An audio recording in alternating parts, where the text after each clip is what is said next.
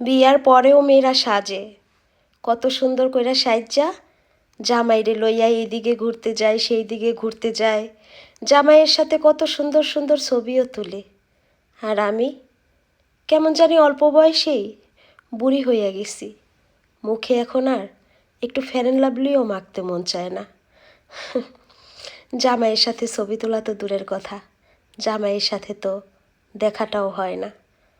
প্রবাসীর বউ কি হবে সাইজ্জা, কারে দেখামো, এই চিন্তা কইরা প্রতিদিন ফকিন্নি হইয়া থাকি।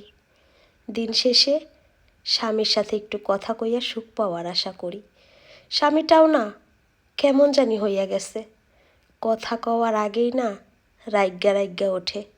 স্বামীর সাথে মন খুললা কথাও কইতে পারি না, কোন কথায় সে রাগ হইব কোন কথায় খুশি হইব বুঝতেই পারি না। ভালোবাসে একটা ভালো কথা কইতে গেলেও কেমন জানি সেদ কইরা ওঠে। আবার একটু বেশিক্ষণ কথা কওয়ার চিন্তা করে যেদিন ফোন দেই সেদিন সে অনেক টায়ার্ড থাকে, তাড়াতাড়ি ঘুমাইয়া পড়ে। এই হলো আমার জীবন। মানুষ বলে কত বদলে গেছিস তুই, আমার নিজের মাও আমারে বকে, তুই এমন হইয়া গেলি কেন। কেমনে বোঝামো, মনে মানসিক শান্তি না থাকলে কিছুই ভালো লাগে না, বুড়ি হইতেও বয়স লাগে না।